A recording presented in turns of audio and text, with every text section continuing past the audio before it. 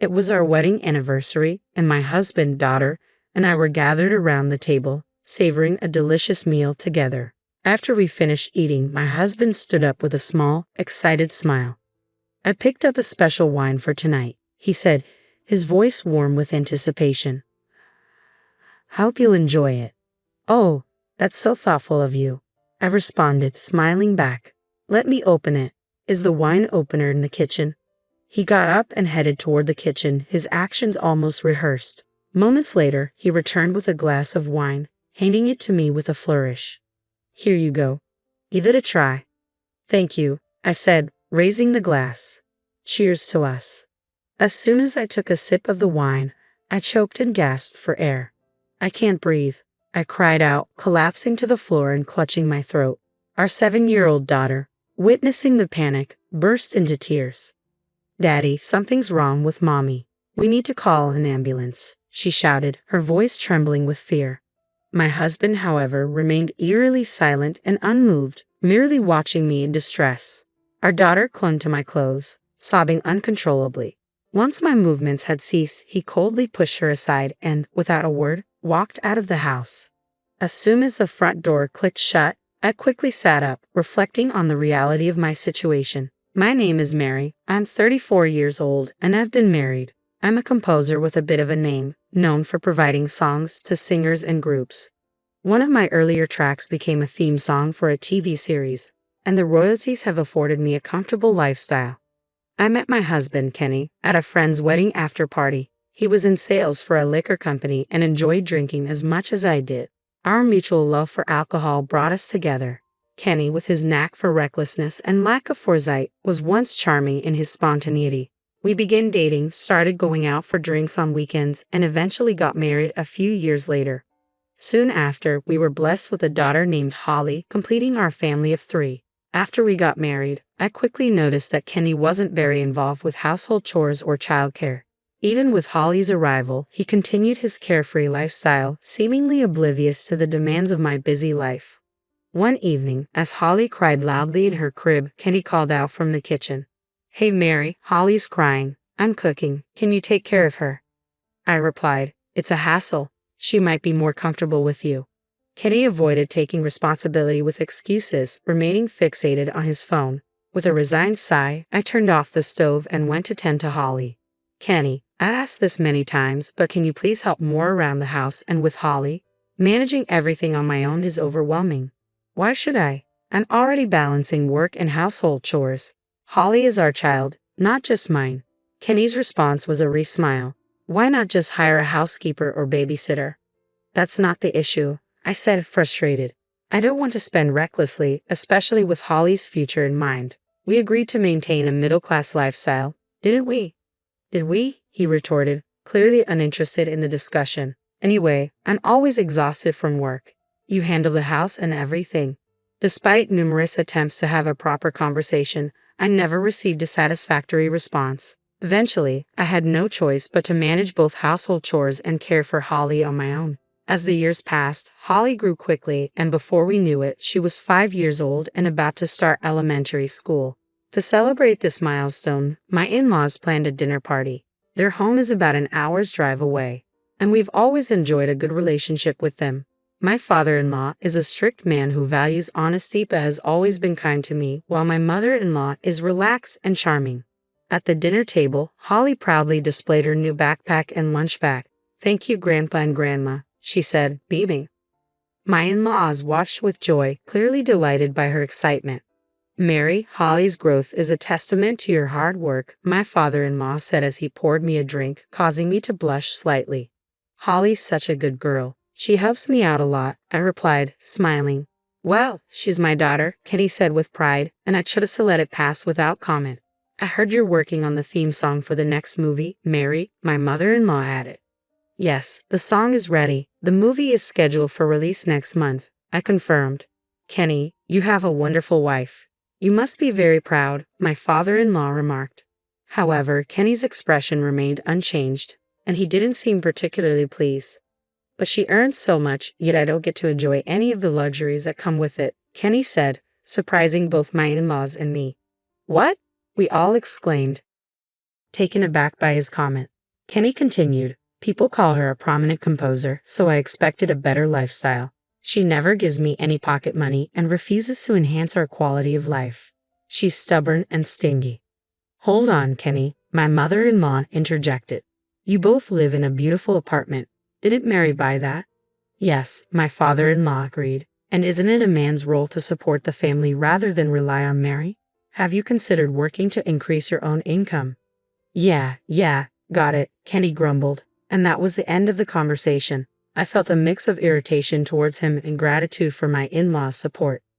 Soon after, Kenny started coming home late, claiming it was due to work. At first, I wasn't too concerned, given that his sales job often required overtime.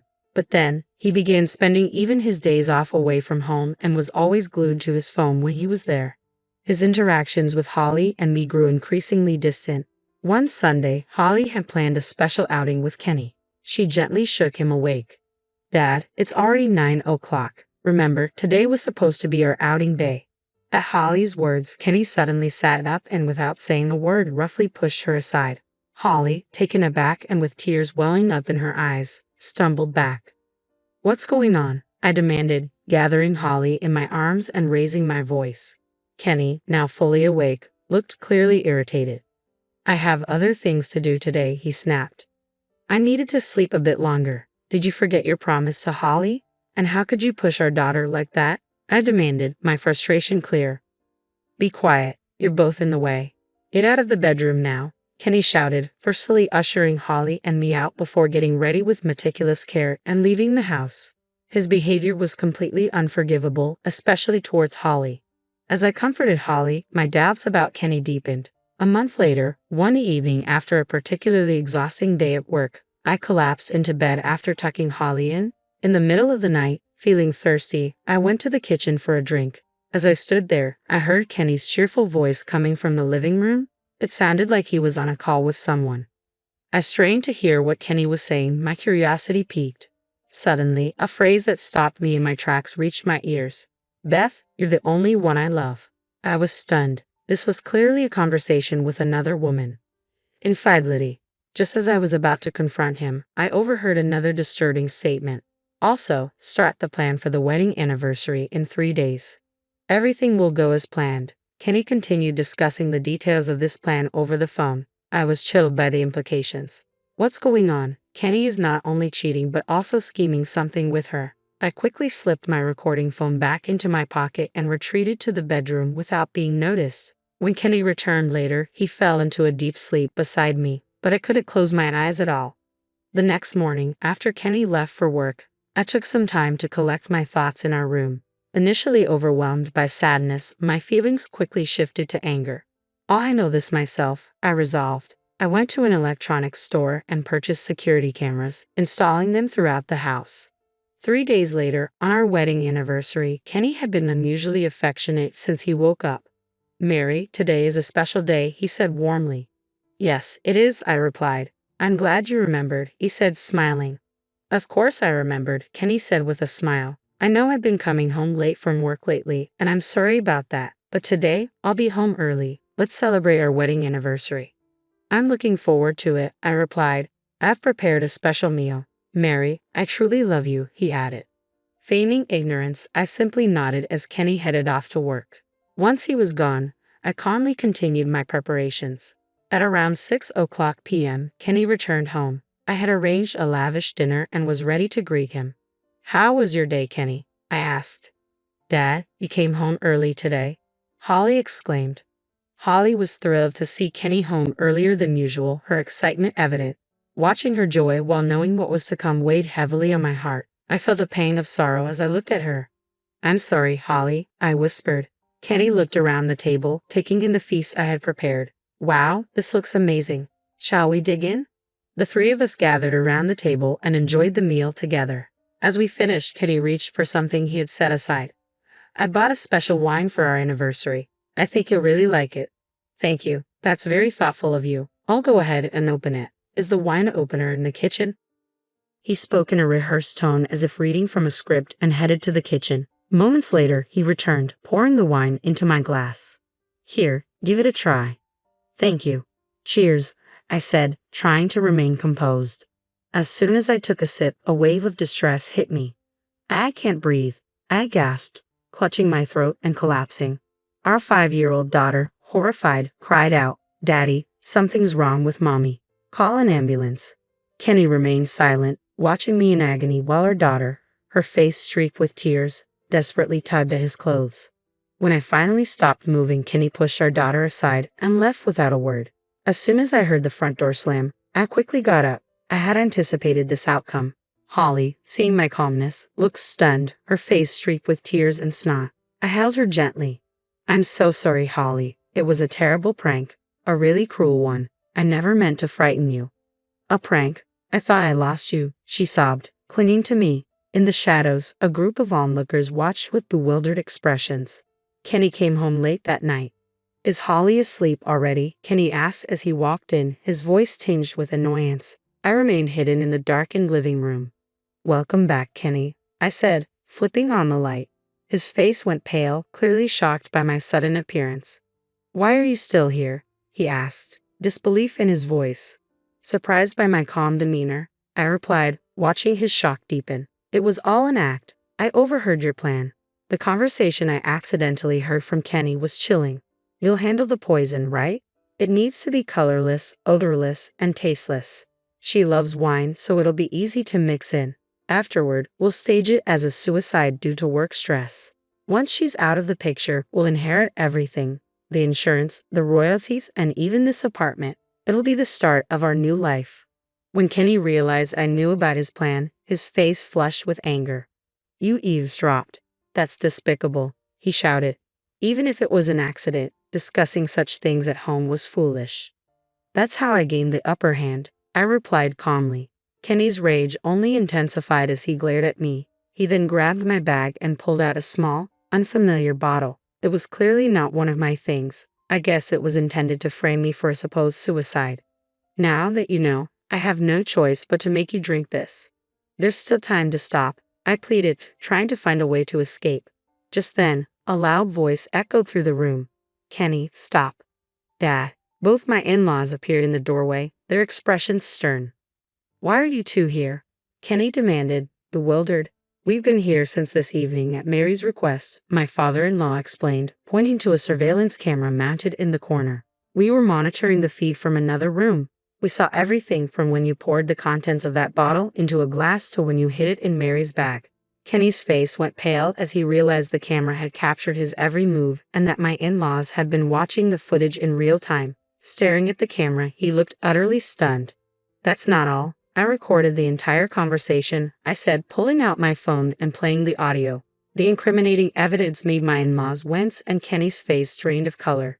"With this recording, the camera footage, and the remaining wine as evidence, it will be easy to report you to the police." Kenny immediately dropped to his knees in front of his parents. "Dad, Mom, please help me. I don't want to be labeled a criminal." "You don't want your son to be arrested, do you?" "You idiot," my father-in-law said coldly, delivering a sharp blow to Kenny's face that sent him sprawling. My mother-in-law looked on with clear disdain. "It's not just what you did to Mary. You didn't even consider Holly," my father-in-law said, his voice full of condemnation. "You made her cry, and I can't forgive you for that. I can't even think of you as our son. We've already reported you to the police. They should be here soon." "Accept your fate," my father-in-law added. Seeing that he was abandoned, a tearful Kenny stumbled toward me. "Don't come any closer," I said firmly. "Mary, please forgive me," Kenny pleaded. "If you don't press charges, I won't be arrested. I only love you. Let's start over as a family with Holly." "Do you really expect me to believe that after everything you've done, after trying to take my life? There's no way I can ever forgive you."